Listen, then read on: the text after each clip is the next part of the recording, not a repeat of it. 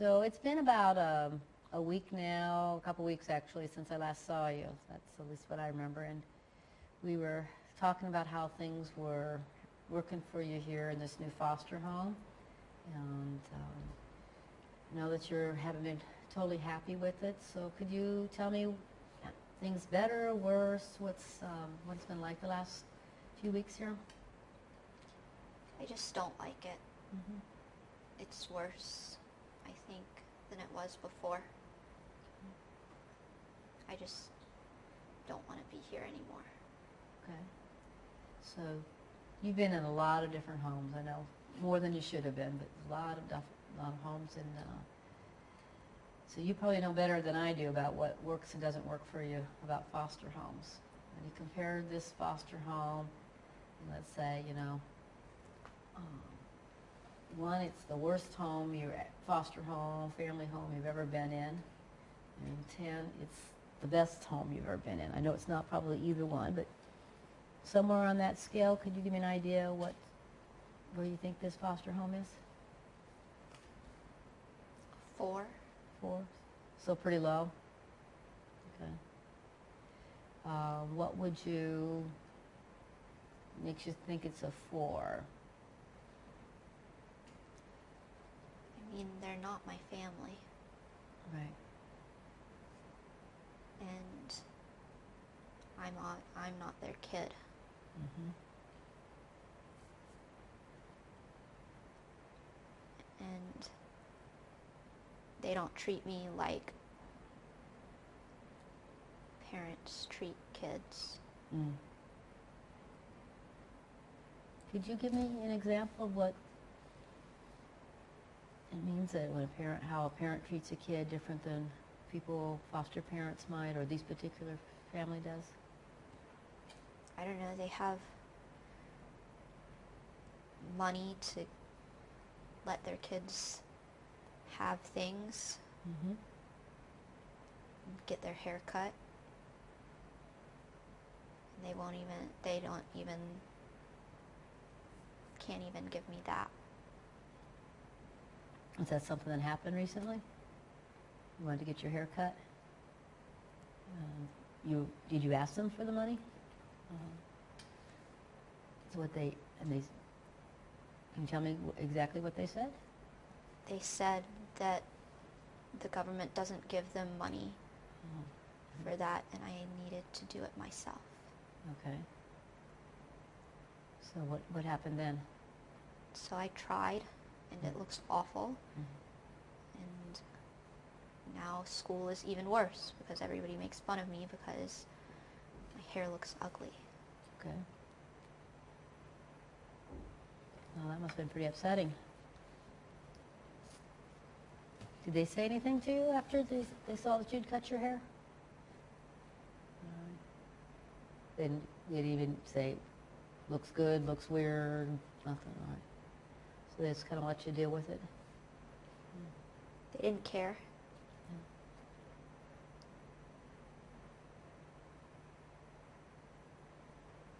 So what happens when you're feeling like this?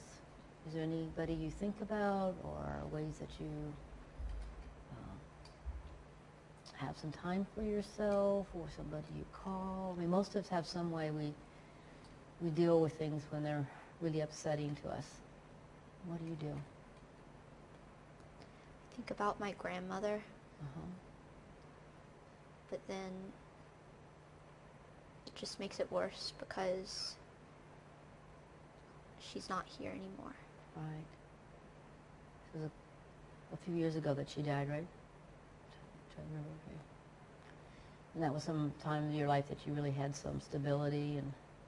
I had a family. And you had family, right? She probably cut your hair, or took you to have someone cut your hair. We can deal with the haircut part. Promise you that. Before I leave today, we'll figure out a way to get your hair cut. But I'm more concerned about how you're feeling about not feeling like you have anybody to go to. You know, hair grows back. I know it's a real bummer to have it not be the way you want, or have kids make fun of you, but I can just Seems like you're just really sad when you think about not having your grandma, not having family. That seems like a bigger problem. Am I right, or am I guessing wrong? It's right.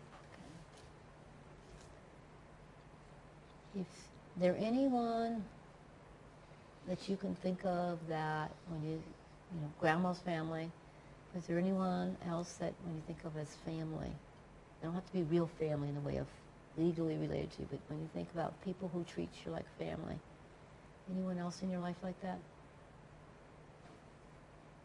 No. So, none of the other former foster families or anyone like that that you still think of as family? No. None of them have tried to keep up or ask me how I'm doing or anything. Mm-hmm. So you're not in contact with anyone else that you used to live with? No. Okay. When you would live with your grandma and things were going good for you there, what are some of the things she did that you really are missing that made you, yeah, she was your family because she was your grandma, but she did special things for you. What are some of those things that she did for you? She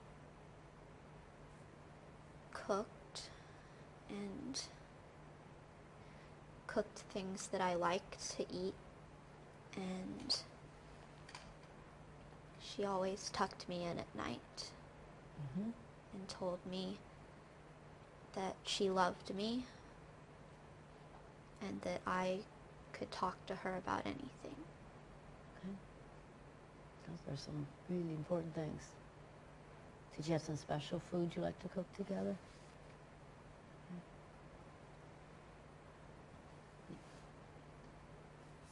So, cooking food, that's where a lot of people find ways that they talk and show they love each other. Saying I love you, having somebody you could talk to and trust. Okay. Is there anything else that she did that you really are missing?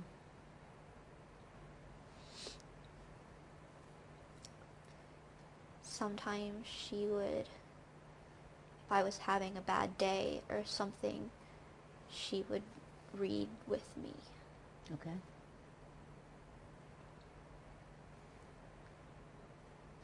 What if we tried to find either, I'm not sure who would be right now, whether foster parents or somebody else who would be willing to do some of those things with you? Would that be something you'd want me to work on with you? Find somebody who'd do that? Why would anybody want to do that? Oh, you think anyone would want to do that for you? Okay. That's a good question, given what's happened in your life. I'd be willing to sit down and read with you. I'm not saying it's going to fix your whole life, but you're somebody I care about enough that I'd want to see you have somebody you could call. And what I really want to help you find is somebody that you always have at least one person you can call. Somebody you would call family. Somebody you'd call when things aren't going well. Would you always answer?